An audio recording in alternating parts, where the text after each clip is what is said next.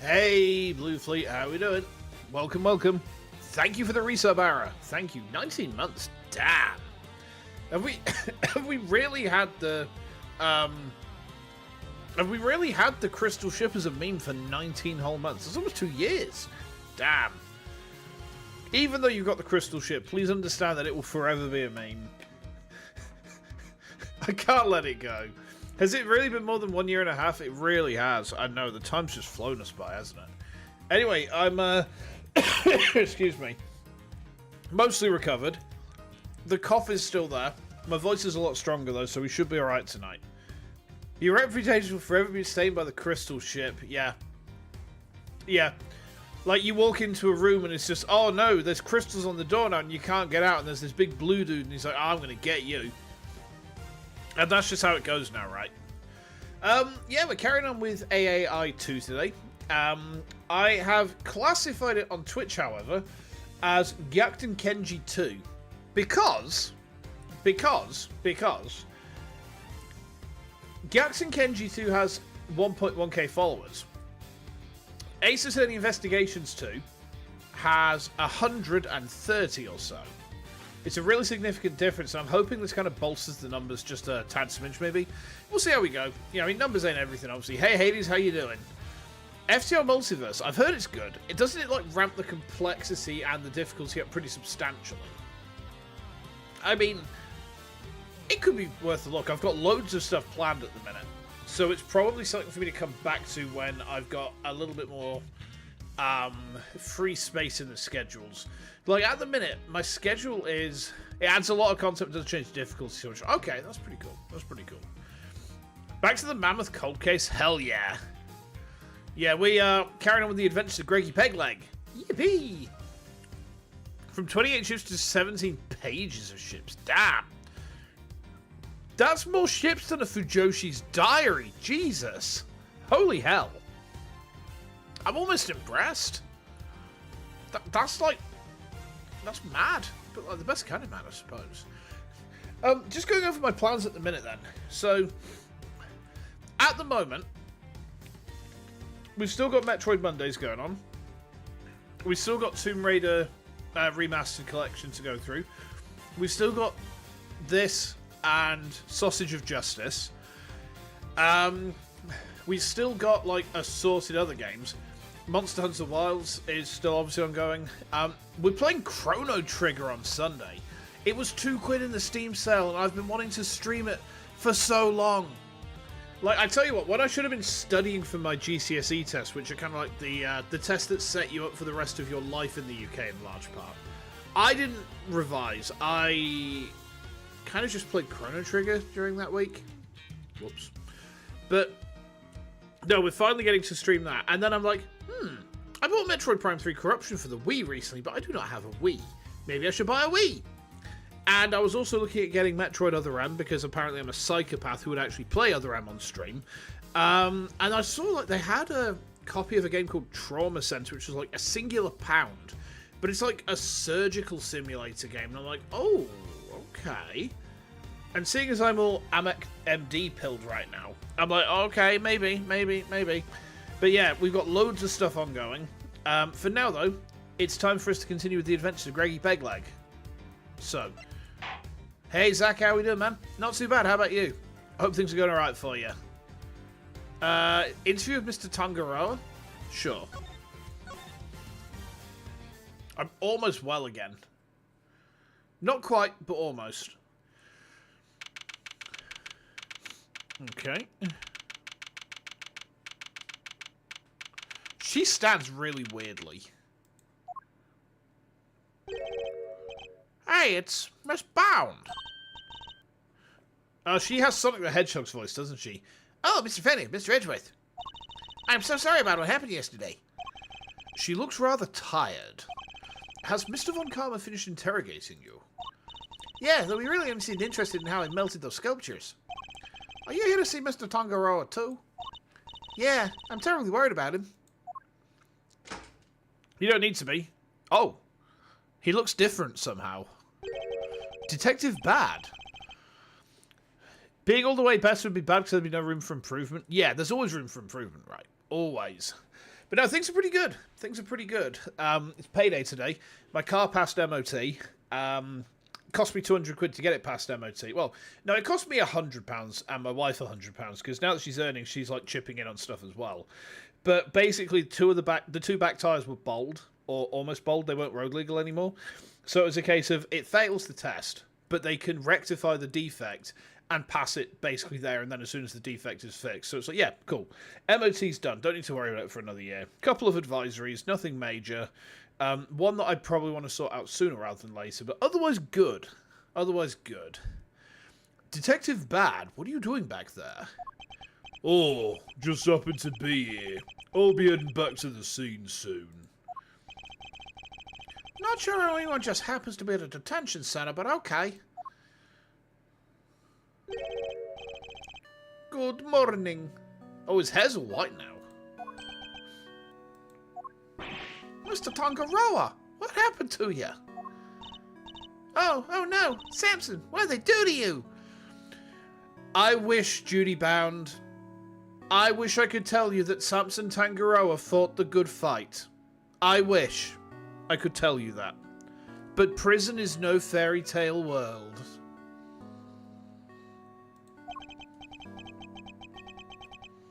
They didn't seem to want to let me sleep. I had no idea interrogations could be so involved. Especially JP prison. I just wanted to make the Shawshank Redemption reference, you know.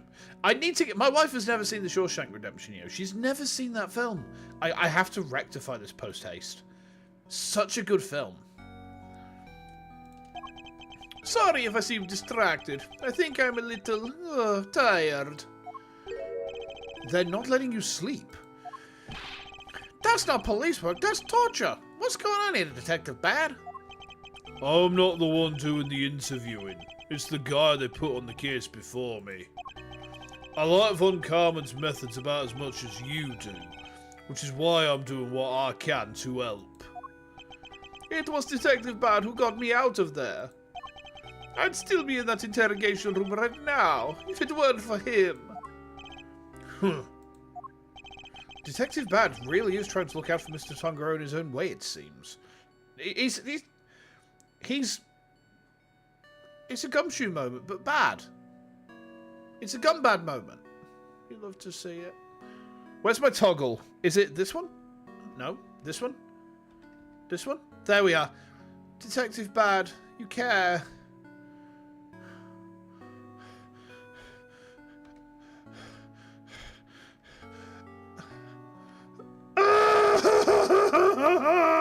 It's so sad.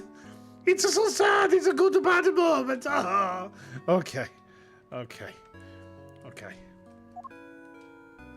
I need to remember, like, off by heart what my eye toggles are. Alright, Eddie, let's share yesterday's findings with Mr. Tangaroa. You got it, Mr. E. My notepad is at the ready. Deep down, Bad's just a little guy. Yeah, why did anyone fight him? Why does anyone want to fight him? Come on. Mr. Tangaroa, we found out quite a bit if you'd like to hear it. Of course, thank you. Are you alright, Mr. Tangaroa? You seem kind of spaced out. I'm fine, I think my blood sugar might be running a little low. Samson! Do we have anything that might give him a little energy boost? I think we do.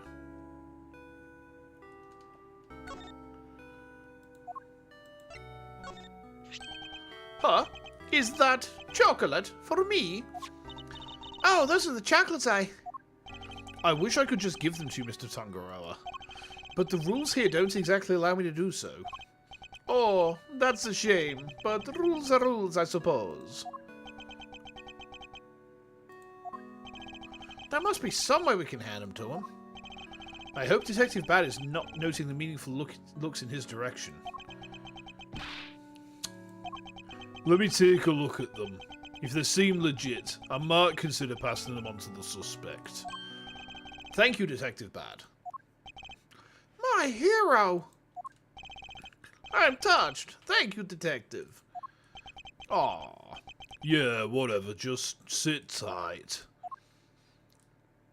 He tries so hard to be a badass. Here. You don't know how much this means to me.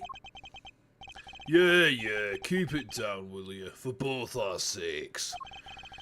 Of course, Detective, I don't wish to put your livelihood at risk. Now, to sample these treats.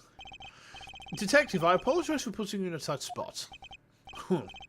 I didn't do it for you. It was my call. Oh, I guess you're not such a bad guy after all. Get the fuck out, Eddie Fender. Oh, the sweetness. I feel like a man reborn. Ha-ha! What are your handiwork, Judy? Yeah, how were they?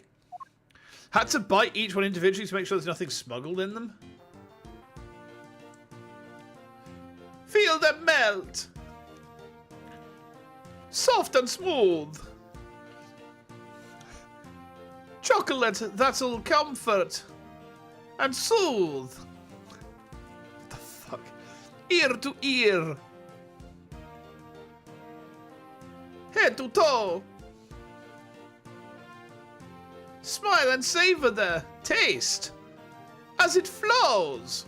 What the fuck, man? Delicious.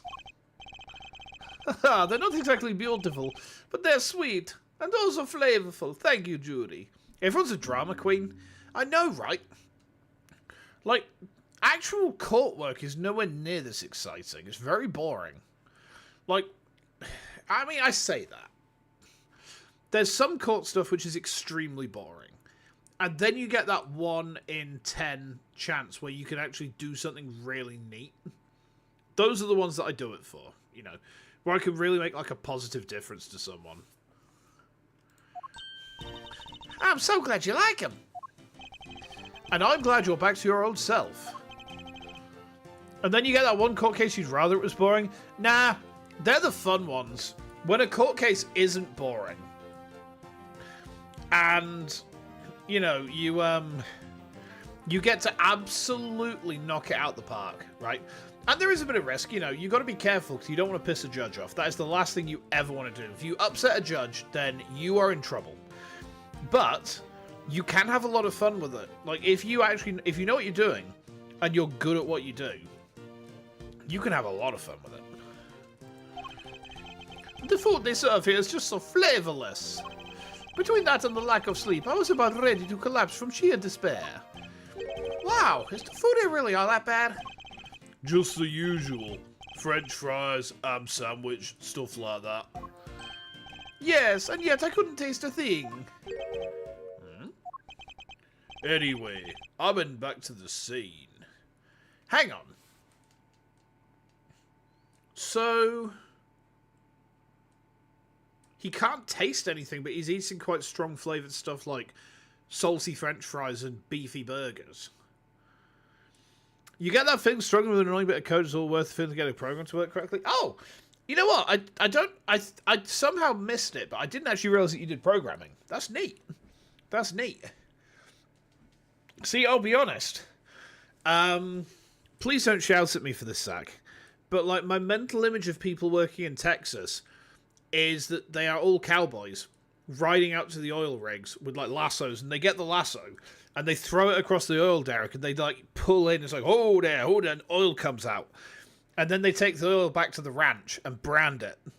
And I have a very warped view of Texas, I think.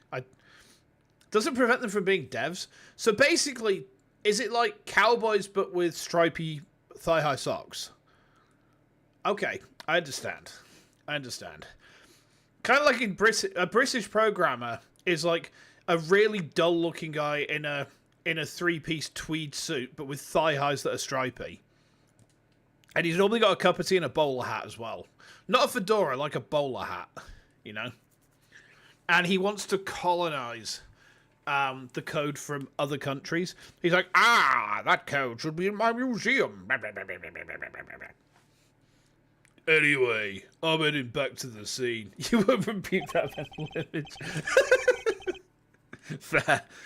Before you go, Detective, do you have any new information to share? Oh, yeah. You were right about the victim's identity. Frost worked as a sculptor in France, where he was known as Paul Lalique. Artie Frost was Paul Halik? I never would have imagined. Poor Mr. Halik. So the famous French sculptor wasn't a famous Frenchman after all, huh? Oh, I forgot he does this shit. This all would certainly explain why Mr. Halik was such a recluse and refused to show his face in public. He was busy working on his greatest masterpiece, apparently. Bunch of Zodiac statues. Guess he'll never finish them now. He never finished his greatest masterpiece? Nah, seems he was making statues for each season. But he never got around to the winter constellations. The winter constellations? You mean Taurus and Gemini? So the two he made out of ice would have completed the set. Yeah, and now they're nothing but puddles. What a bummer. I'm so sorry. Oh no, Miss Brown, no one blaming you. One last thing. Seems he had himself a bit of a spending habit when it came to his work. Every statue cost him millions to make. Which means he was always strapped for cash. We're checking to see if there's any chance someone called in a debt. I guess not even famous artists are safe from money problems. Do you have any idea why he entered the confectionery contest? I couldn't imagine someone who is French in Ace Attorney having money problems. Wait, except for all of them. None. God didn't even tell his family. I see. Alright, I really gotta get going. I'll go fetch another guard. But I can't be hanging around here any longer. Understood, Detective. We'll see you again shortly.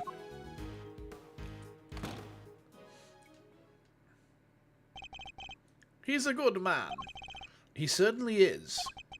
And an uncompromising one. Somebody who can be trusted to stand up for what he believes in. And to scare the pants off anybody new he meets. Now, you were going to tell me about what you learned yesterday.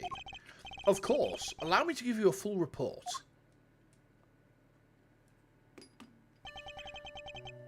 Thank you for that, and allow me to apologize on Judy's behalf. I'm so sorry. It's fine, Mr. Tungaro. As I told her yesterday, the important thing is that we learn the truth in the end. Now, would you mind if I ask you a question or two? By all means, I'll gladly share all that I can. Okay. Wait, hang on. So, was the chocolate necessary to get him to talk, or was that just like an extended cutscene? Alright, fair enough. It was. Okay, I understand. What can you tell me about the contestants who took part in the final round of the contest? Let's see. There was Miss Scone. I loved her design concept. Unfortunately, her entry was in violation of the rules, and so I had to disqualify her. Mr. Gusto's creations were a perfect balance of flavor and design, at least up through the semi-final. But disappointingly, his entry for the final was subpar on both counts. And there was actually something a little unusual about his entry for the semi-final as well. Which was, it tasted identical to Mr. Frost's. They may have looked different, but I could have sworn I was eating the same thing. Huh? And what exactly did his work look like? Oh, there should be a photograph back at my mansion. I'll show it to you later, Mr. Edgeworth. Much appreciated, Miss Bound. But Mr. Frost's entry for the finals, that was truly sublime. So you were able to finish judging it? Even though his body had been discovered in the meantime? Yes, I wasn't aware of what had happened until after I completed my assessment. Mr. Frost wasn't in his room when I visited, so I took the liberty of sampling a bit. Part of the lyre, I believe. I'd never tasted anything like it. It was like a dream. I was so moved that I burst into song. I'm sorry, but are you saying that the lyre tasted good? I'd like to hear more about that, if you don't mind. Can this guy not taste? So the two confectioners had, like, identical product, except for the lyre, which we already know tasted like bare salty. He has Corvid. Corvid callbacks from Warhammer. Oh no. Anything but Corvid callbacks from Warhammer. He's the edgy crow boy. Insert raven noises. Gah! Gah! How's that? How are my raven noises? Grrr! Grrr! Good. Hit. Miss. Grrr! I feel like I should have brought these out for the monstrous turnabout. Ah! Yes, I am that demon guy. Gah! Gah! Gah! I'm actually the wrestler. Gah! What's wrong with me? What the fuck is wrong with me? You're quite sure it was the lie you tasted when you sampled Mr. Frost's work. It was good, yeah. It was a good case. I enjoyed it. Like, unironically, I thought it was a very fun case. I'm certain of it. It was part of the Gemini sculpture, which was the only sculpture in that display case. Mr. Tangaroa, would you mind taking a look at its photograph for me? So the part you tried was the lyre, the one shown here without any strings. Oh, there were strings originally. That was the part I ate. Okay.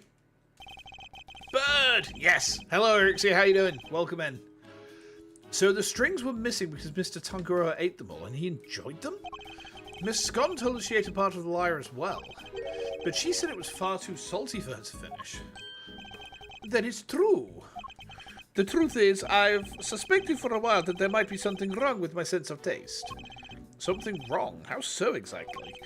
There's a taste disorder characterized by an inability to detect salty flavors. And I suspect I've been suffering from it. Wait. So, like, does that mean that he could be an unlimited throat goat? That's a marketable skill. I eat so many sweet foods on a daily basis that it... Ah! The Rick Astley at the end. I don't feel like I deserved that. I don't feel like I deserved that. What did I do? What'd I do? But there's no denying it now. That would explain why the food here seems so bland to him. What? But your taste buds are your livelihood. Even if there was some long-term treatment option, I highly doubt a total cure for your condition exists.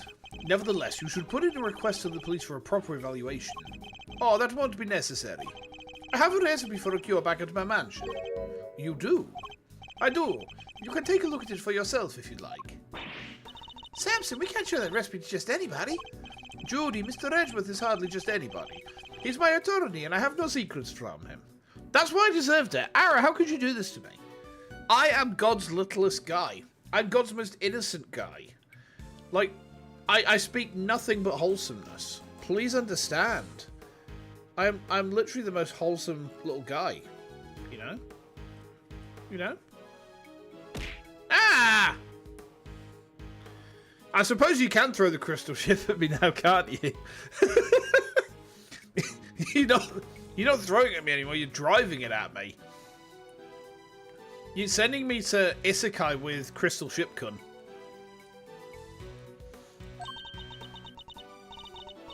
From. Oh, go. I mean, on a serious note, I am still, like, genuinely very happy for you for getting it. I posted a picture of, that picture that you sent me on Discord. I sent it to Randon's Discord. And some of the guys were like, oh my god, you know, like, why did you unlock it that way? And I was like, because they couldn't unlock it through the RNG method. They had to go through the slog. And they're just like, that's the culmination of a glorious journey. And then the same evening, Big Green streamed FTL. So I kind of, I'm headcanoning that he streamed that in your honor. Yeah. You never got the RNG method? Yeah. They were impressed. They said someone lesser would have given up. You have all 3 wins with the rock ships because you never got it. Yeah. Yeah, that's just it. I mean, your dedication is impressive. Like, genuinely impressive. What on earth is this secret recipe for a miracle cure they've been hiding? Well, Gregory Edgeworth, let me tell you about insertion type Asakoko. Tail plug? Basically, it's a suppository that doses Asakoko into your asshole. Ow! Hades, you know I'm right. Well, I suppose you should be getting back. All right, we'll be right behind you. Judy. Yes, Samson? There's more to life than just me. Please, Judy, think about the life you want to live. Because I won't always be around. Don't say that. Which technically means it's absorbed more quickly into the bloodstream. Exactly, yeah.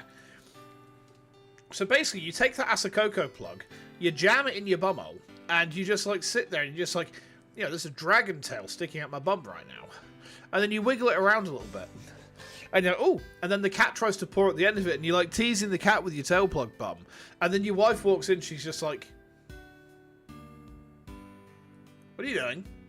And you're just like, well, about that. Without you, I don't have a life to live. So I'll be waiting right there at the mansion until you come home. Now, if you'll excuse me. Wait, Miss Bound. Judy. Oh. She seemed really upset. I thought I saw tears in her eyes. Why do you even say all that to her? Because I worry about her. She can't keep putting my needs ahead of her own. What do you mean? The Halik collection, the candy making. It's all because she thinks these things will make me happy. She never thinks about what she wants, what she likes. I just want her to be her own person and to choose her own destiny. The last thing I want is for her to miss out on all that life has to offer because of me. I guess that makes sense. He really does see her as his own child. What parent wouldn't want their child to walk their own path? And what parent wouldn't do everything they could to protect them? I know exactly how he feels in this moment. I think I've asked of you everything I can for now, Mr. Tangaroa. We should be getting back to the scene of the crime. Oh, you're leaving? I see. I suppose I'll be going back to the interrogation room for another session. Ah, yes, we'll have to do something about that. You'll speak to the police for me? That too, but I'll be putting something else in place as well. An ace up our sleeve when the time comes. Heh, I look forward to learning more. I'm counting on you, Mr. Edgeworth. I'll be back to brief you, Mr. Tangaroa. Every day. And Judy, too. Thank you, Eddie. I'll look forward to it. Mr. Tangaroa, your interrogator will do everything in his power to extract a confession from you. I hate to see an innocent man suffer like this. But please, you have to do everything you can to hold out. If you can't, Mr. Von Kahn will use that confession against you for as long as this case lasts. And it will make it that much harder for me to save you. I understand, and I'll try. I won't give up until you're out of there, Mr. Tangaroa. You have my word on that. Okay, we gotta save this man. This sexy Italian. Wait. Oh, December the 25th, 11:03. Oh, it's Christmas. So, hang on. If this accident happened before Christmas, that means it wasn't Christmas yet. Let me just reposition myself just very slightly. Hold on a minute. There we go. There we go. Yippee! Okay. You expected that reference callback? I'm getting predictable, aren't I? It's a legendary scene in the fandom. Yeah, it gets posted, like, everywhere. The best thing is, like, my wife's birthday is Christmas Eve, so I get to make that joke then to her as well. And she's just like, what the hell are you talking about, Shinso? I'm just like, that's not Christmas. Detective Bad, thank you again for what you did earlier. Yeah, thanks a ton. Huh. What are you talking about? Heh. Haha, there's no need to be shy about it. Never mind that now. I'm guessing you two are back here, looking to investigate some more. We are indeed. We'll need something solid if we're going to save Mr. Tangaroa. Well, I hate to break it to you, but apart from this room, the whole place is on lockdown. What? But we need to see those other rooms. This is Mr. Von Karma's doing, I presume. Who else? Haven't seen the autopsy report yet either. Guy's probably got a hand in that too. And don't expect to speak with anybody, except us cops and Miss Band. Everybody else is gone. And I doubt Von Karma will be on our phone numbers. Is this all just a game to him? Why does he have to go so far? So what's your plan of action, Detective? Same as before. Do what I can to help you uncover truth, like I promised. You have my gratitude. Just you wait, Mr. Von Karma. We're gonna beat you in your bag of dirty tricks. That puts Von Karma's success in perspective. Yeah, he's just kind of a dick, isn't he? He's just a knob. Detective, may we conduct a brief investigation of the area? Sure, but like I said, everywhere else is off bands. You probably won't be seeing them rooms again. That's fine. As long as there's at least some way of continuing our investigation, we'll make do. Okay.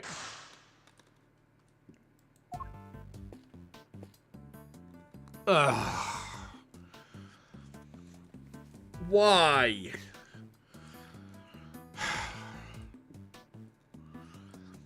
Can I just say this sort of stuff irritates me, because almost no media correctly portrays how a drum kit should be set up. And I get this is an art display, right? But you've got two cymbals in roughly the right place, you know. I say the right place. I mean, these are common enough places for a cymbal to go. They make sense. Snare drum, mostly sensible. Two toms, floor tom, yes. Why is the hi-hat over here? Why is the hi-hat so far away from the floor tom? Hi-hat should be here, right? This is wrong. You better fucking take some notes, Eddie Fender. Oh, Bad's following us around. Okay. It seems these instruments are used on Mr. Sangaro and Miss Band's TV show, Bacon Bop. They're some of the few things here that aren't made of candy. Is it just me, or does the detective seem a little disappointed? Huh. There's a drum set here decorated to look as if it was made out of cakes. They must play it on Bacon Bop. Detective, about these drums. We already checked. There's nothing inside any of them. And no sign of anything having been put inside or taken out either. They're not relevant to case. You've already done your homework, I see. Huh. I may like lollipops a little too much, but I'm no sucker.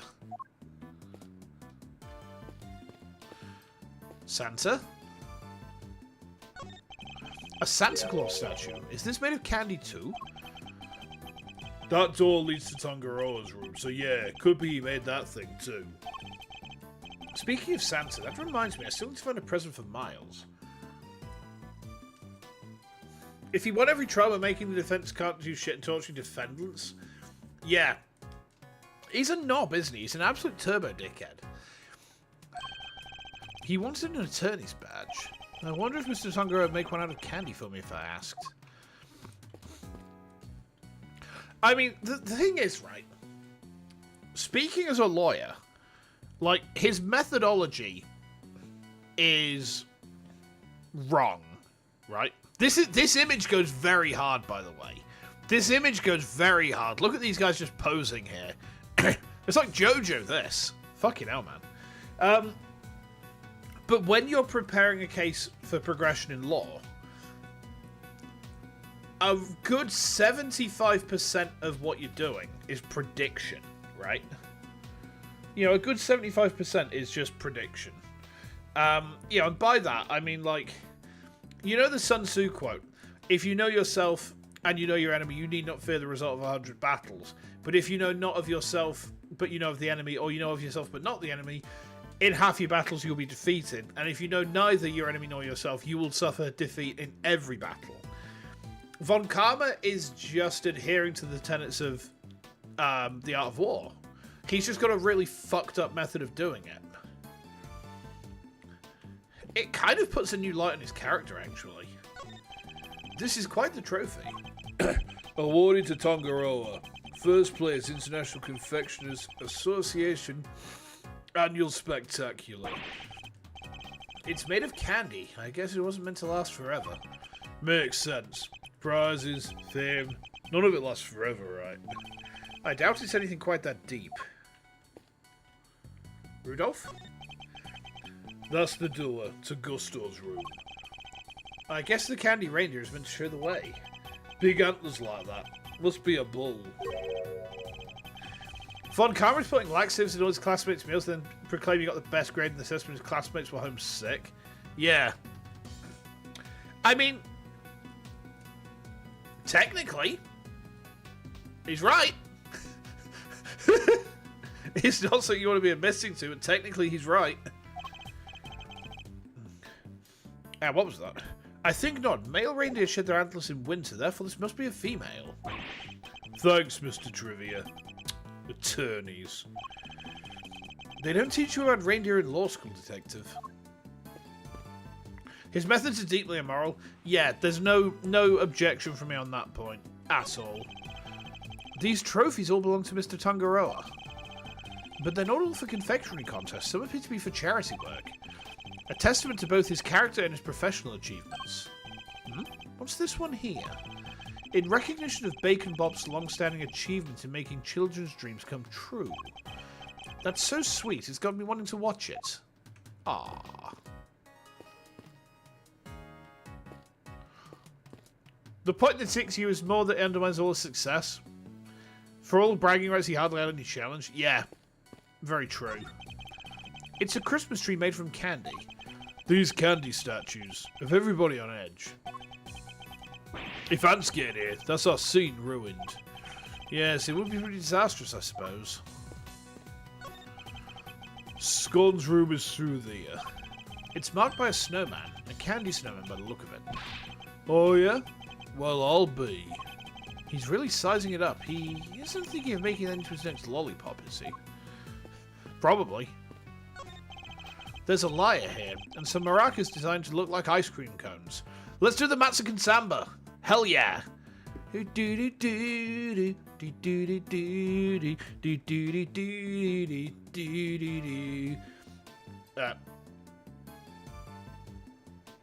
Hi.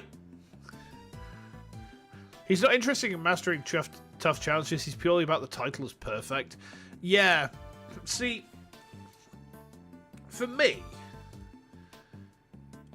getting everything perfect is important. And when I say that, like, when I'm getting results for my clients, I want to get a good result for them. I want to get a good result in the right way. But also, if I don't get a good result, then it's a case of, A, was it a hopeless battle to begin with? And B, how can I make sure that I don't have this sort of setback again? And I mean, I very rarely lose a case. You know, there's been a couple of instances, and I learned from them. And I've actually been able to turn them around into great victories in the intervening years. But, like, unless you know the taste of loss, you can never really enjoy the taste of success all that much, right? They're so well made that it's hard to tell what's candy and what's not just by looking. I'd reach out and touch them, then I'd be disturbing the crime scene. Hands off, I already checked them out. They're real. Check them out how exactly? Did you manhandle vital evidence, detective? Oh, excuse me. I didn't touch them. Not with my hands, at least. Did he? Never mind. I don't want to picture it.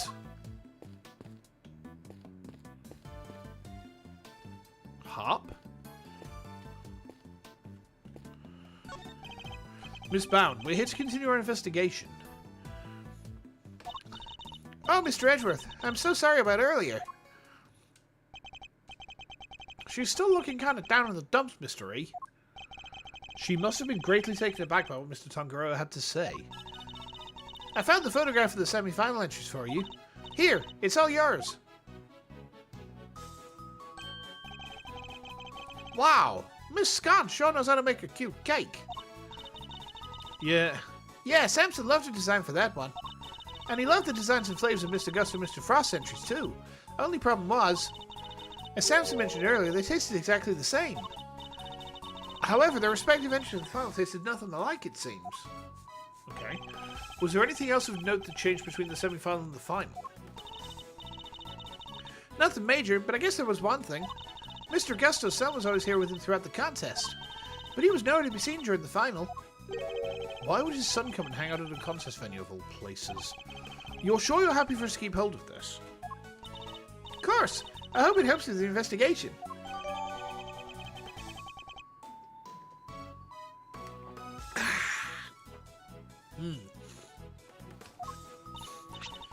Oh, and I have the book containing the recipe for the cure Samson mentioned.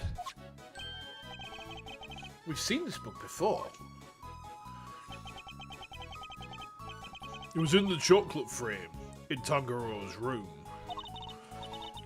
That's right. He put it on display there so everybody could see the grand prize. What? The cure is in the ultimate cookbook? So it's not a book of dessert recipes, I take it. Oh no, we told the contestants, of course. But I guess nobody told you yet. So the contestants all knew what the ultimate cookbook was this whole time. Okay. I'd like to hear more about the cookbook if you don't mind, Miss Bound. So if I understand correctly, the ultimate cookbook is actually a collection of recipes for different medicines. Exactly. Or rather, totally new medications that haven't made it a market yet, to be precise. To the right buyer, a pharmaceutical company for example, it'll be worth a fortune. But why make that the grand prize in a confectionery contest? Mr. Tangaroa is the sole heir to the Tangaroa family fortune. Perhaps you heard of the Tangaroa group? The Tangaroa group? Yeah, I think I've heard of them somewhere before. It's a major pharmaceutical corporation. Sells all kind of pills and poisons. Oh yeah, that new Cold Killer Pro's been making some real waves since it went on sale. I always reach for a cold killer when I'm feeling under the weather. Which is never as far as I've seen. I'd like to hear more about the Tangaroa group, if you don't mind. Okay. Teach me. One moment. That was odd. So, did Mr. Tangaroa not want to take over for his parents and go into the family business? No, he preferred the idea of making people's lives better through the power of confectionery. And his parents supported him in his quest to become the best in the world. Then when they passed away, he inherited the cookbook. But why would he make such a valuable heirloom a mere contest prize? He's been hounded by so many people looking to make that book their own, he was tired of it. But it would have been an insult to his parents' memory to simply give it away. So he decided to find somebody he felt was worthy of it. I'll bet the board of directors love that. Handed over the fruits of all their expensive research to someone else. They hated the idea, of course, which is why Delicia entered the contest. The Tangaroa group wanted to win the book back for them. So you knew she was a pharmacist all along? Yeah, and not only that, I told her how to appeal to Samson's tastes. I tried to help her win. But why? I wanted to protect Samson by protecting the Tangaroa group. If that cookbook fell into another company's hands, the board would never forgive him. Oh, one moment. Just getting comfy. There we go. Much better. So I wanted to find a way to keep it with the company, but in a way that Samson couldn't object to. So that's how Miss Scott managed to make it so far in a contest she had no business taking part in. Pissing off the board of directors of his parents' business, base move? Hell yeah. One thing that I've actually been for lunch with the board of directors at my company before. Despite the fact I'm a bit of a firecracker. And when I say that, like, I have a reputation for being a bit of a grouchy twat. But it's in the sense, like, if people are fucking about or not doing things how they should be and it's causing me detriment, I get kind of narky about it. If people are doing their jobs well and they're you know, contributing towards everyone pulling in the right direction, then I will go out my way to help them. Like, the guys on my team know that if anything goes wrong for them, I'm the first person to jump into the fire to haul their ass out of there. But I kind of expect that in return, and when people don't reciprocate, I can get a bit grumpy about it. Yeah. But no, I mean, I will almost always go into the fire, you know, first in. I'm being drafted. What do you mean? What? Nanda? Hmm? Hmm? Drafted? Wait. Oh, Warno. Okay, I see. You scared the shit out of me then, Fi. Because there's been, like, talk at our government of actually implementing the draft again. And I was like, hang on. Did they actually go through with it? What? However, unlike the US president, I have actual bone spurs and a brain injury. Why would they even need the draft? So, with America now being a oblast of Russia and under the control of one V Putin, there's a lot of like rumblings throughout the.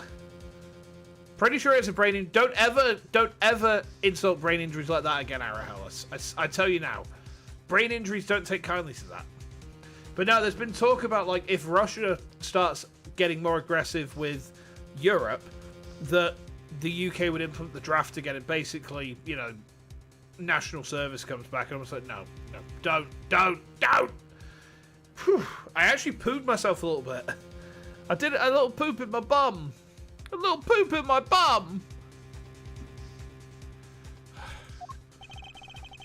But Miss Scum wasn't the only one pretending, was she? Mr. Frost wasn't really a confectioner either. And he still made it all the way to the final, just like she did. Not bad. Yeah, it's unbelievable, isn't it? Such a talented sculptor and a gifted crafter of desserts, too. Gifted indeed, judging by the standard of his work in the final. Been talk of re-implementing a reduced national service in France as well. Yeah. See, I'm actually genuinely kind of worried about this sort of thing. Like, I don't want to see it. But how did one man produce pieces of that size and quality in such a short period of time? I'm not sure I have much more to tell you. But if there's anything else I can do to help you with, I'll be happy to, of course. She's certainly very keen to ensure that she does all she can for Mr. Tangaroa. I could certainly use a cup of tea that you made us yesterday if you wouldn't mind. And this started because you plan on gifting Warno? Oh! Oh, bless you.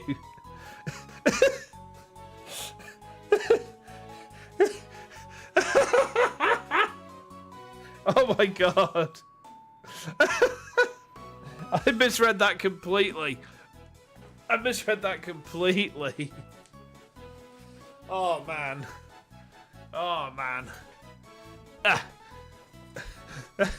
Yeah,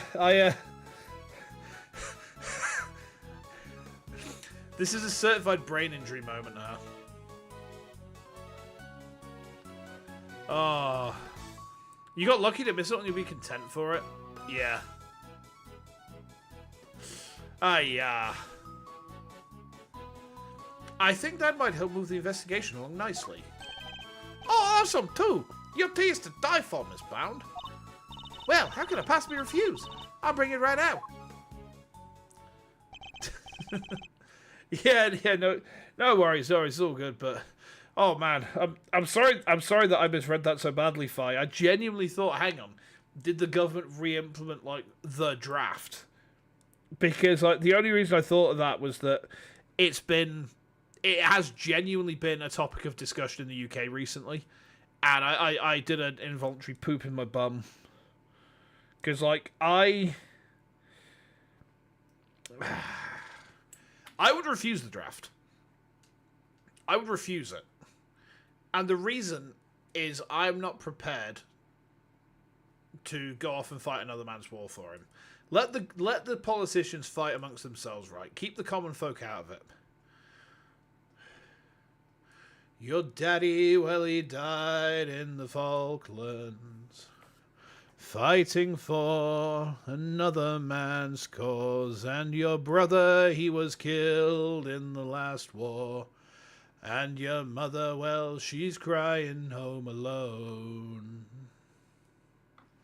You know, I think that cheered her up a little. Oh, good. Okay. Right, so she's gone off for a huge poo. You're not completely opposed to getting in the army, but again, you'd be useless in anything requiring you to move. Drone operator! You could be a drone operator. Yeah. You'd rather not. But I thought... Okay. Instead of a drone operator, how about a probe operator? Jam. Drafted to nod, I'm a militant now. Rise up! Hold your weapons high! We fight for Nod! How's my militantism? Am I doing good? Soldiers! Okay. If you're allowed to redo Legacy of the Void Cinematic, why not? Maybe. Now, Ara, hear me out on this, right? I know that's a sentence that scares you, but hear me out on this. But, like, don't you think Vorazun is kind of cute? Like, she's kind of got it going on. You know, I'm just like, hey, Artanis, which way to the Protosussy? And he just blinks and just, like, quirks an eyebrow.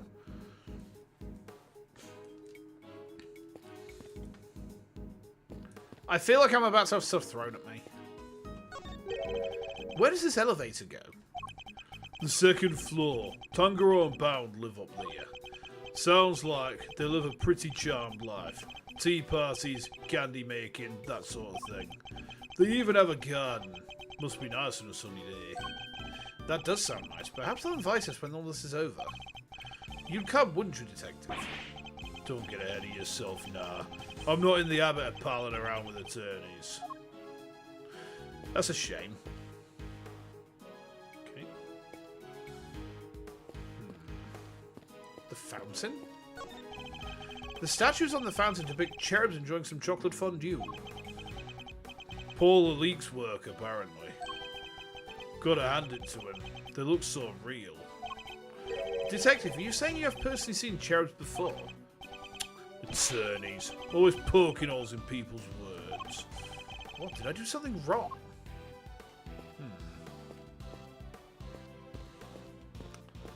There must be something that we need to look at. I mean, do we need to speak to Eddie? Maybe. We haven't done that yet, have we? A moment of your time, Eddie. Sure thing, Mystery. What's up? I guess not. Do you have any thoughts on the case? Oh, you bet I do. Mr. Tanjiro's amazing display being used to store the body. This guy was a for sort of murder weapon? Ugh. We're really seeing some beautiful things, Ben. Wait. The typo! We're really seeing some beautiful things Bang used for ugly purposes on this case, sir. Bang! Bang! I suppose we are. And to make things worse, Miss Bounce seems super down. When I asked if you had any thoughts on the case, I was thinking more about useful insights. Oh, sorry, Mr. E. Did I do something wrong? I worry about you sometimes, Eddie.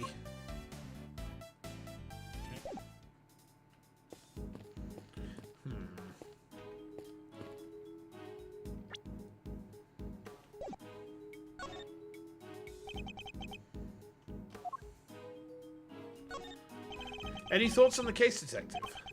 Officially, as a cop, my thoughts are Von Karma's right about everything.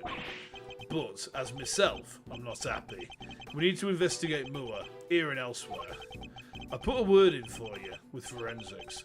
Ask the guy whatever you want. Much appreciated. I mean, you're dead, Detective Bad. I didn't do it for you. I did it for the investigation. Okay, that was actually useful. Excuse me, may I ask what you're investigating? Sir, I'm analysing the fountain water to see what might be in it, sir. And what did you find? Chocolate and what looks like the kind of flavours and colours used in frozen desserts, sir. He did it because he hates Von Karma's guts. Hell yeah. That's what he likes to see.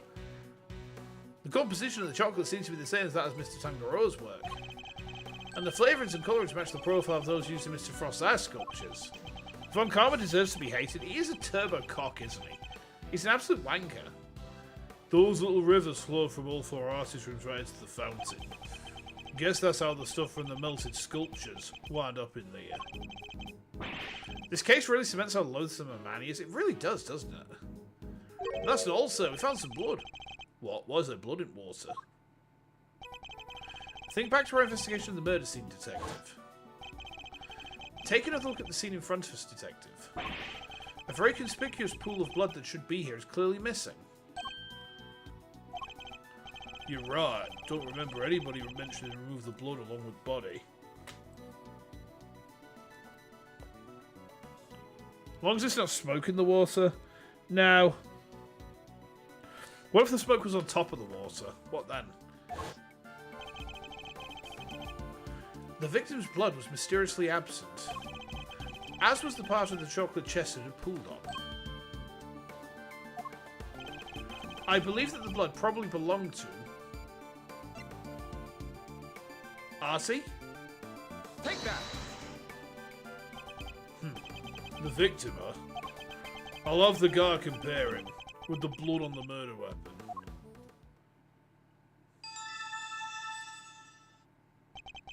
It's a match.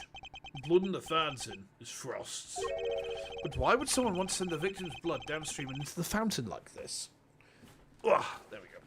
Sorry, I'm just getting myself untangled. I had my foot under my bum. There we go. Oh, it's got all pins and needly. Is it weird that I like that? Is it weird that I like that feeling? Ooh, spicy. We've learned a little more about the contest participants. But there's still one question involving Mr. Gusto for which we never got an answer. Nothing at all, Mr. Gusto. You went into Mr. Frost's room, didn't you? Perhaps you could tell us why. Sure, I was. Silence! You are not to give the attorney even the tiniest shred of information. What was he doing in Mr. Frost's room? And that's not all. I have questions as well about the work he submitted for the semi-finals. A confectioner who admits to lacking design sense and a sculptor with it in spades. Mr. Gusto could not have hoped to win such a high-level contest by himself. Which is why I'm beginning to wonder if there was some sort of connection between him and Mr. Frost. Detective, I need to ask Mr. Gusto a few more questions. His story still doesn't quite add up for me. Me neither. We need to figure out how to get in touch with him. Oh, who's this? Oh, do you know? Karma? Yep, of course it is. This music does not fit. This is like the... Is this music not supposed to be like the redeemed Von Karmas? It's way too majestic for this guy. It needs to be like a minor key at least to work. Good luck with that, because I have no intention of allowing it. Mr. Von Karma, I am already in the midst of my own investigation into Gusto, so there is no need for the likes of you to pester him with the same questions again. I will, however, be happy to answer any questions you might have. It just doesn't work with Manfred. The thing is, he's not like... It sounds noble. He is not noble. He's just a posh twat. He seems dead set on preventing me from talking to Mr. Gusto, in which case, fine, then allow me to take you up on your offer. Very well. What is it? I'd like you to tell me about the connection between Mr. Gusto and Mr. Frost. Oh. The connection between Gusto and Frost? It was simply a matter of coincidence. They both happened to be taking part in the same contest. That's it? And that's all? That's all I have to say to you. What? That doesn't help us at all. We'll have to confront him with the evidence if we want to draw the truth out of him. And it's imperative that we do. He's clearly hiding something. Okay.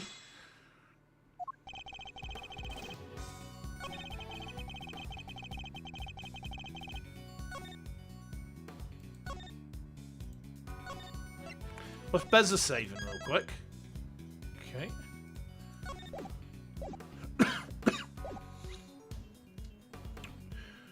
What have we got right now?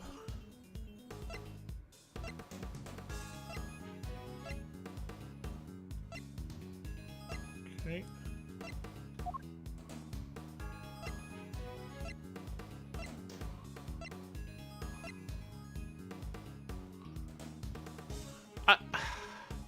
This seems like the obvious one.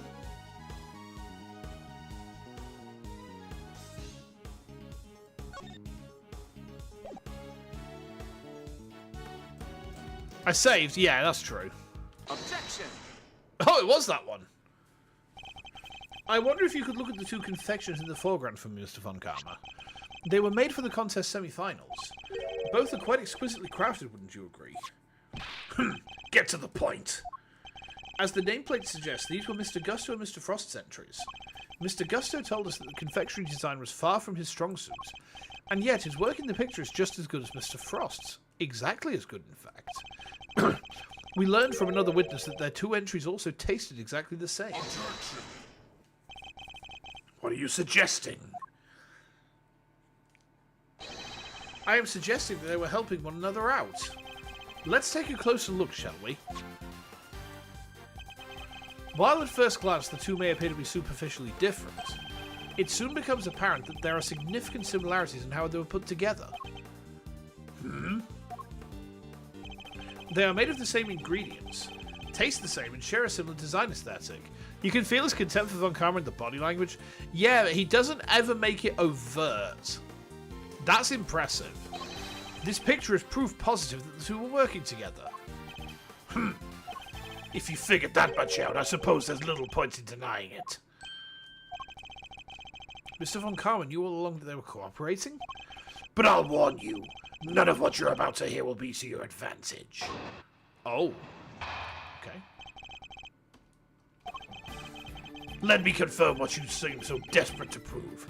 Gusto and Frost were indeed working together. Gusto spelled out the details of his relationship to Frost during his questioning last night. It seems they were helping one another right up until the day before the final. Interesting. So, you knew that the two were cooperating. Mr. Von Karma, why are you trying to bury the truth? Please, enough with the petty slander. I merely wanted to avoid you poking your nose around before I could prove proper context in court. It simply slipped my mind to explain that to you. It doesn't explain why he's being so slippery with the facts, though. I need to figure out what it is he's hiding. I can't let things end like this.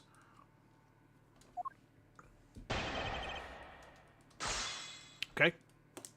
When he suffers a setback, he smiles, because the hardest time is when a lawyer has to force his biggest smile. Hell yeah.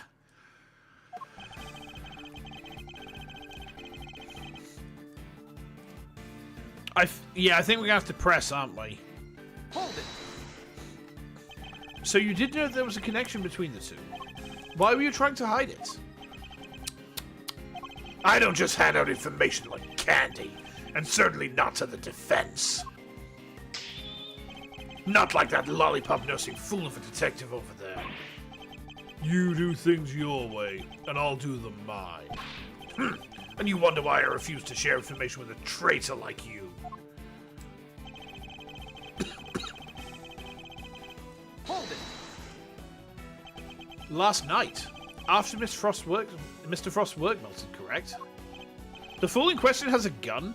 Yeah. Yes, I interviewed Gusto personally. Yeesh, a one-on-one with Mr. Von Karma. That must have been terrifying. I imagine Mr. Gusto probably meditates his way through the difficult parts. He most certainly did not, every time he closed his eyes. I brought him back with an almighty snap. No one dares to plead the fifth with me. Did that even work on him? And that is how I was able to perfectly learn every last detail of Gusto and Frost's relationship.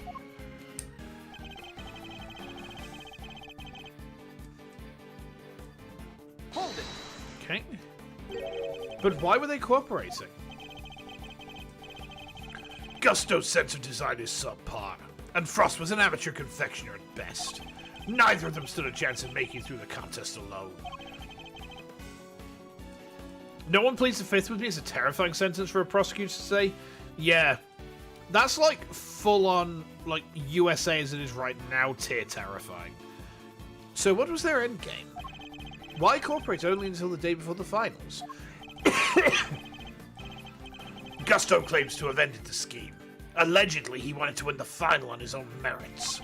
His one and only goal really was to be crowned the world's best confectioner, and his pride would not allow him to do so with the help of another. Cheaters can only ever win hollow victories, I guess. I was under the impression that their collaboration only lasted through the semi-finals, but I'm starting to think it might have lasted up through the final itself. Mr. Von Karma, I'd like to ask you some more about how long they worked together for, if you don't mind. If you must.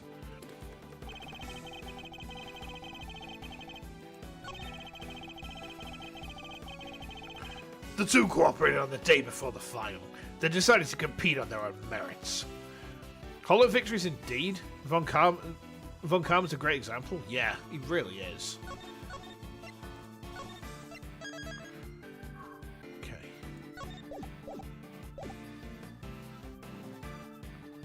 Right, okay. Have we got anything?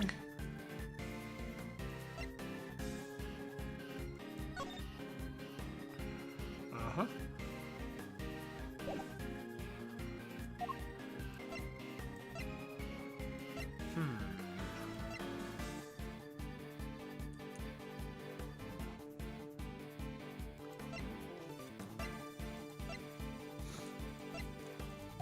I think we have to press here. Hold it. You really believe that they were cooperating until the day before the finals, and then just simply stopped? That seems a little strange to me, wouldn't you agree? I have told you the truth. Whether you find it strange or not is none of my concern. He was concerned enough to try to hide it from me only a few minutes ago, though. Which means there must have been a reason for that. Based on Mr. Sangaro's assessment, it sounded as if Mr. Frost's entry for the final was the clear winner. Which means he must have still been working with Mr. Gusto, right? That's precisely what I was thinking. I must have some evidence that proves they were cooperating right up through the finals. Do we?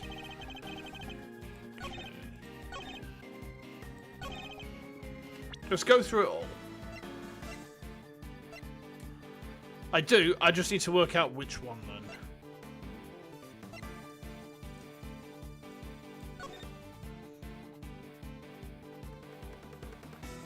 Okay.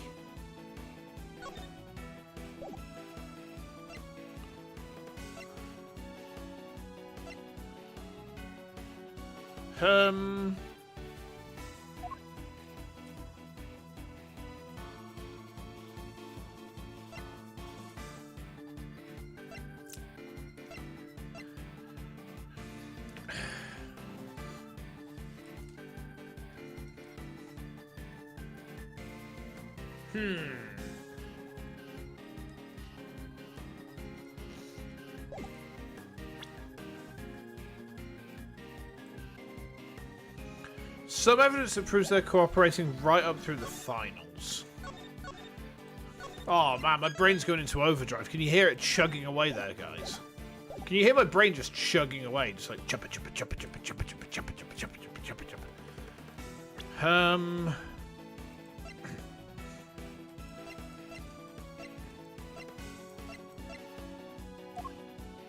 It's the only thing I can think of.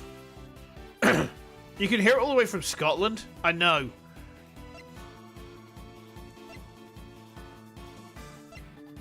You were jamming to the Thomas the Tank Engine memes?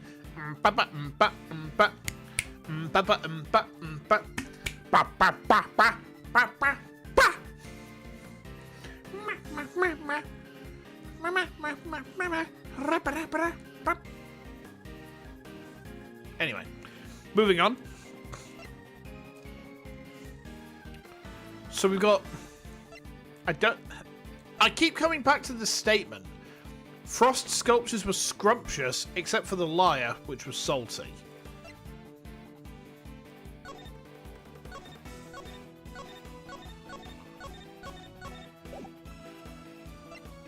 I think it has to be. It's the only thing I can think of. Objection. It is the statement. Occam's razor applies once again. They weren't working together during the finals. I find that a little hard to believe. Miss Scott is on record as having described Mr. Frost's creations as scrumptious. And while he was certainly skilled, I doubt even he could have become world-class confectioner overnight. It seems far more likely to me that he and Mr. Gusto were still cooperating during the finals. How many times must I explain this to you? Assertions require proof, and one person's entirely subjective statement is not proof of anything. Besides, even amateurs can occasionally make delicious food. Perhaps Frost was simply lucky. My wife, for example, is an amateur whose cooking puts first-class chefs to shame. Oh, yeah. We can never forget this man fucked. We can never forget this man not just fucked, but pregged. What a terrifying thought. How is that not an entirely subjective statement? Furthermore, you are ignoring another crucial part of the pharmacist's testimony. Namely, that she also describes some of Frost's work as having been unbearably salty. In other words, your evidence actually shows that Frost failed to produce the perfect confectionery. Ooh. No more objections, I take it. There must be some way I can prove that Gusto and Frost were still collaborating. Mr. E? There's something that's been on my mind. Yes, what is it, Eddie? Mr. Frost's entry for the finals. Wouldn't it have taken a while to make? I would imagine so. Making flavored water, freezing all, and then carving 2 sculptures? Could he really have done all that and help Mr. Gusto with his work? You want to see Francisca come back in AA7 and become as much support for Athena as Edgeworth for Wright? Maybe. Maybe. She realized Manfred was a douche on the path of redemption. I mean... I don't know if I'd want to see Francisca in that sort of a capacity. Like, maybe put a case in there where you play as her. That could be a good way to do it. But I think something that shows her growth would be really nice. Because like she barely had any growth in all of the second game. But then she had a massive amount at the very end of it, provided you got that last present right, you know. If it was me, I'd have barely gotten as far as to send the flavoured water up to freeze part. I just can't see how Mr. Frost could have pulled it off. Perhaps there's some loyalty instinct in you after all, Eddie. Your pondering certainly points to another possibility. Huh? Eddie's right. Mr. Frost would have needed to freeze his own large blocks of flavoured ice to create his art. And there wouldn't have been time to do that during the contest itself. So what must Mr. Frost have done in order to finish his flavoured ice entry within the time limit?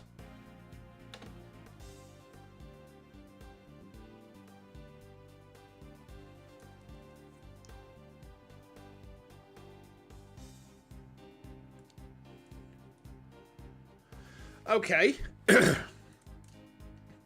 Remind me, guys.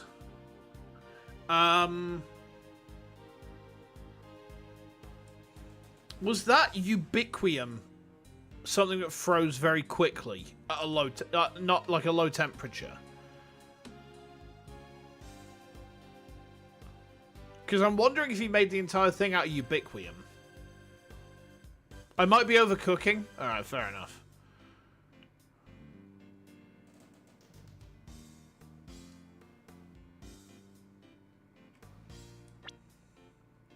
We don't have ubiquium in this timeline anyway.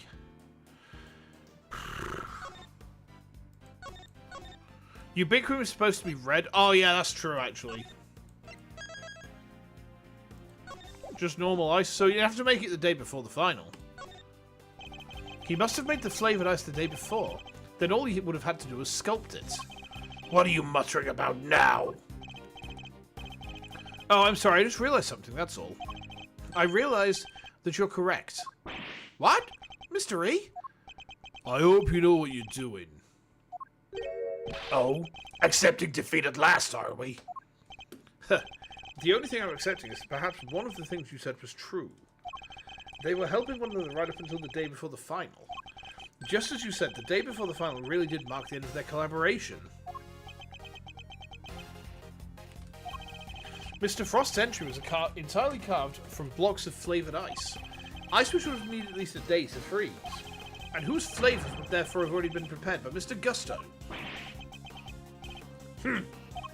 Yes, which lines up perfectly with what Gusto told me.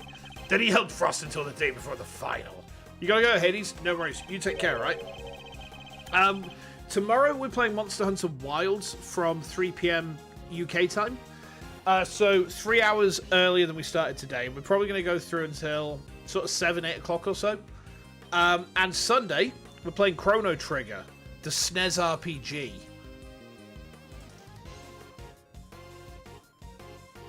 I'm very excited for that one. Like, unreasonably excited for Chrono Trigger. So hopefully see you there for one of those. But if I don't, take care. Have a good one, alright? And look after yourself. Yeah.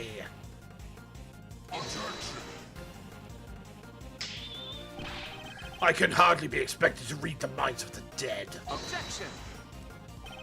Perhaps not, but I imagine Mr. Gusto could tell us. So why don't you let us speak with him? Or do you still insist your interrogation was as thorough as you claim? How? How dare you call my methods into question? That's not my intention. I just don't understand why you'd obstruct a perfectly valid line of inquiry. Give me one good reason as to why you're keeping Mr. Gusto from me. One good reason? Certainly.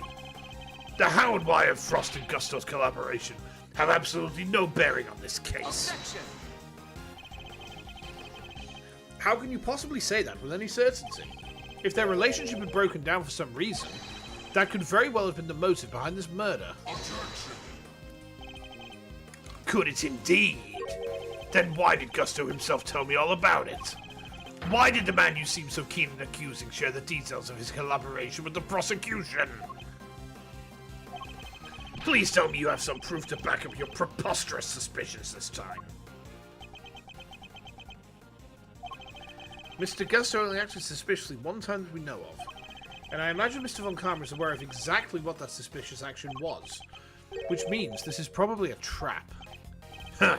Well, cat got your tongue? But even if this is a trap, I can't back down now. Mr. Gusto snuck into Mr. Frost's room, and we still don't know why. That fact alone is reason enough to suspect him. If that's your only concern, then allow me to clear it up for you. Oh man, Manfred's voice is really hard at the minute. I knew it. It was a trap. I was saving this for the trial, but consider it a taste of things to come. Plus, I'd hate for the proceedings to drag on because of your needless interjections. Here, take a look at this. Oh. That's Gusto and Frost and their sons. okay. Gusto snuck into Frost's room in order to retrieve this photograph. But why? It seems their sons attended the same elementary school. Gusto was concerned the fact of Mr. Frost's acquaintance might place him under suspicion. A concern that you have just proved was entirely well-founded.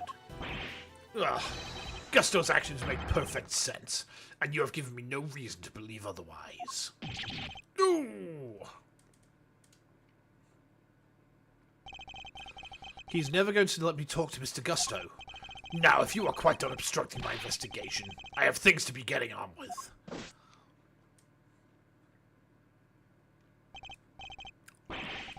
That smug, self-righteous jerk! I'll give him something to be getting on with. What are we doing, Mr. E? Mr. Tangaro's finished if we can't figure something out. Things to be getting on with. What exactly could those things be? He has a body, a murder weapon, and a suspect in custody. If the prosecution means to pursue Mr. Tangaro, surely they have all they need. So why is Mr. Von Karma still investigating the scene of the crime? Something on your mind, Mr. E? We're missing something. Something important. Mr. Von Karma has everything he needs to proceed with the prosecution of Mr. Tangaroa. And yet, he still doesn't seem entirely confident of his case. If he was, why refuse to share information with Detective Bad? Who else? I haven't seen the autopsy report yet either, Guy's probably got a hand in that too. In addition, we still haven't solved the mystery of what happened to the evidence that went missing. Take another look at the scene in front of us, Detective. A very conspicuous pool of blood that should be here is clearly missing. You're right. Don't remember anyone mentioning they removed the blood along with body. Evidence that turned up not in Mr. Tangaroa's room, but in a most unusual place. It's a match. The blood in the fountain is Frost's.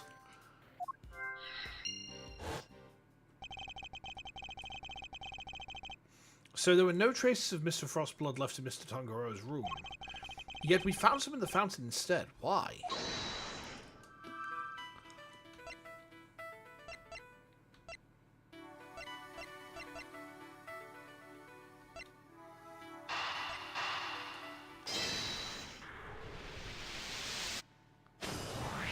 Okay. Mr. Frost's blood went missing from the crime scene. But traces of it showed up in the fountain. Why go to the trouble of removing the blood from the scene after the body had been discovered? And why only the blood? Surely the body would have also been in the way. Wait, could someone have moved the body aside to get to the blood?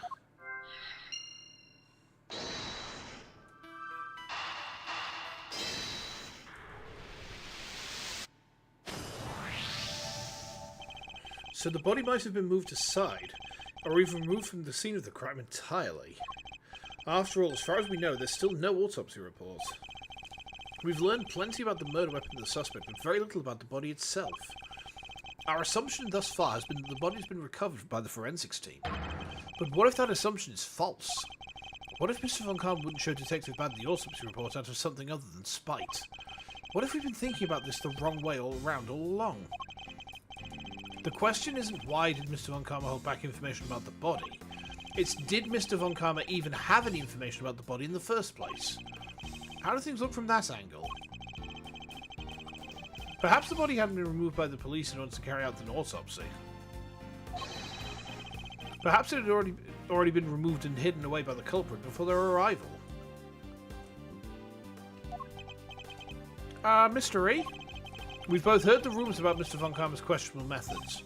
Fabricated witness statements, shady deals, tampered evidence even. Sure, everybody's heard of that stuff, but what's that got to do with us right now? I would never judge a person on the basis of rumours alone. Even Mr. Von Karma. I've tried my best not to let my preconceptions colour our interactions with him. Nonetheless, it appears he may indeed be willing to twist the truth to his own ends. Twist the truth? You mean he's been playing doity? I fear he might have been, and still is. And I'm not about to let him get away with it. Base? I'm returning to the prosecutor's office. Don't breathe a word about anything to that infernal attorney. Yes, sir. Hold it. Yes, what is it now? I have a few questions, Mr. Von Karma, about a certain fact you've been keeping from us. Really? You mean to call the methods of an officially sanctioned investigation into question yet again? I'm warning you. If you obstruct the police in their work any further, there will be consequences. Objection. It's not the police I have an issue with, Mr. Von Karma. It's you. What? Isn't it on the prosecution to work out who the real culprit of a crime is? What foolishness is this? I have no intention of debating what the prosecution's role is or is not with the likes of you. But let me make one thing clear. My job is to identify suspects and ensure that every last one of them is convicted at all costs. Believe me when I say I leave absolutely no room for doubt when I present my perfect, unassailable cases. Objection. And how far would you go for your perfect cases? Would you create facts out of whole cloth, perhaps? Ha! And I thought you had outdone yourself already. But now you intend to accuse me of fabricating evidence? I do. Because it is why you've done nothing but hinder Detective Bad from doing his job at every turn. Oh. What are you talking about? You didn't shut him out of the investigation because you wanted him to keep an eye on us. You did it to stop him from finding out that you don't have the body. What? He doesn't have the body? Objection. Ridiculous. You're clutching at straws. Excuse me. Now that we're talking about the big guy, he's afraid. Hell yeah. I will tolerate no more of your preposterous slander. Then allow us to examine it. Prove me wrong if you can. Ugh. I'm afraid you'll have to try a little harder than that. I am under no obligation whatsoever to prove your baseless accusations one way or another. Objection. As you must have seen for yourself, a piece of bloody chocolate is missing from the scene of the crime. Why did it disappear, and where did it go? What does it matter? Some blood went missing from the chest when the body was found. So what? So what indeed. That's precisely my question. If the body was still at the scene when the police got here, removing the blood would accomplish nothing. However, let us suppose for a moment that the body was not. If someone had wanted to erase any trace of what had happened in that room, it all makes perfect sense. Objection. What is this petty obsession with the blood stain?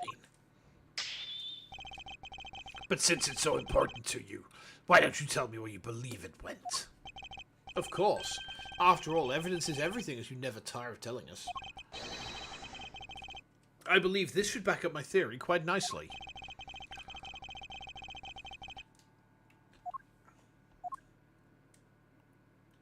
I think it's this one. It's in the fountain. Take that. Traces of the victim's blood were found in the fountain, along with traces of the chocolate from Mr. Tangaro's room. I believe the missing piece of bloodstained chocolate was dumped into the stream that flows into the fountain, which strongly points towards one certain fact. Someone purposely disposed of the blood after the body had been removed from the chest. Ugh. Mr. Von Karma, where did you find the body? You didn't find it, did you? Answer me. You, where did you get your hands on that kind of evidence? You have neither the authority nor the means, excuse me, to carry out that kind of analysis on the fountain water. No, but I do. Curse you bad. You've been a thorn in my side from the moment you were assigned. Well, no longer. As of now, you are officially off the case. I was barely on it in the first place. Mr. Von Karma, you still haven't answered my question. Will you admit it? Will you confirm that no body was ever recovered?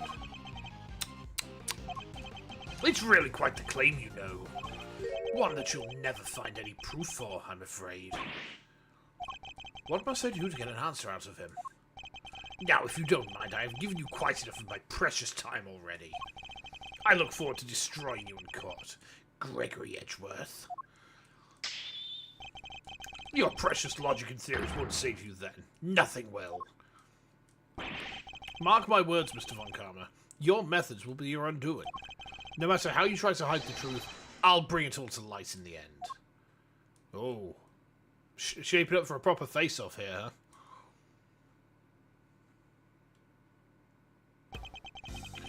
Forgive me, Detective. I didn't mean to put you in a difficult position. Don't sweat it. It was always going to end this way. Honestly, nobody's ever sidelined me the way he did before. First time for everything, huh? You know, I think you might be right about the body being missing. I am. And I'll prove it in court. Huh. Well, if there's anything I can do to help, just say the word. Since, you know, I'm off the case now. That's very kind, and I'm sorry to keep asking favors of you, Detective Badger. There is one more thing. Hey, what are you guys whispering about? Come on, let me know the secret. Alright, Eddie, the detective and I were just arranging a little insurance for the trial. I think we have enough to see Mr. Tangaro acquitted, but I'd prefer to have an ace in the hole, just in case. And what is it? You'll find out in the courtroom. Wait, what? You'll let me join you? Of course I am. You're my assistant, after all. Ha! I'll be more than that by next year. I'll be a fully fledged attorney, you know. We can take on Mr. Von Karma together. Indeed. Though I'm hoping we'll have freed Mr. Tangaro by then. But if we're up against Mr. Von Karma, I guess we can't rule out the possibility this might take some time. Right. We'll do everything we can in the meantime. I know you can be Mr. Von Kahn, Mr. E. I believe in you. We can't allow Mr. Tangaroa to remain in prison for a crime he didn't commit. And we won't. I'll expose Mr. Von Karma's lies if it's the last thing I do.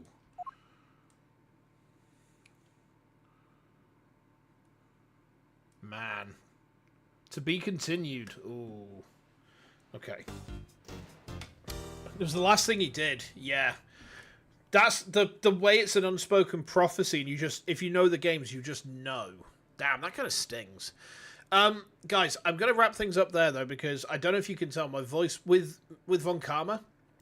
My voice is 95% there, but I shredded myself a bit tonight. And I think I'm going to need to get, like, some throat medicine. So, let's pull over here. There we go. Yeah, we're getting there, though. We're making progress. I mean, this is a pretty big case, right? So, yeah, we'll wrap things up there, because I need to go rest my voice, and we've got a big stream tomorrow. Monster Hunter Wilds is going to be from 3 PM UK time. Makes sense since it's two smashed together? Yeah, exactly. It's a much bigger case than we normally deal with, so it's all good, though. It's all good. It's a very fun case. I like it. I like this case a lot. This is high-tier stuff. So, Wilds tomorrow. We are going to be... yeah, I got a mouth ulcer coming in. Because of all the throat sweets. We got the Bonjela soon. I think it's up here somewhere. Monster Hunter Wilds tomorrow at 3 PM. I've penciled Chrono Trigger for 4 PM on Sunday. I'm going to have a think about that. We might change that about a bit. Just on the off chance that... basically, my wife's out of the cinema, and I need to work out like when is she actually leaving the house to go to the cinema, so I can kind of plan around that. But we should be able to get like decently far in Chrono Trigger. Obviously, I've played it before because, of course, I have. But when I say I've been looking forward to playing Chrono Trigger on stream for a while, like I've been wanting to play it on stream for a good couple of years now. I also need to just double check when my anniversary is, because I realise I need to plan out something for my 3-year streaming anniversary. So that should be, well, interesting. I mean, I don't know if I'll do something this year. Maybe we probably should do, shouldn't we? Anyway, vocal rest for me now. I will see you guys next time. Make sure you look after yourselves, all right? Take care. Have a good one. And hopefully I'll see you tomorrow for some monster bopping. We're going to be sticking a spear into... I think we're going to have to fight the Ice Apex tomorrow. So we're going to stick a spear in his bum. So hopefully I'll see you guys there for that. If not, take care. Have a good one. And thanks again for the hangs. I'll see you soon. Until next time.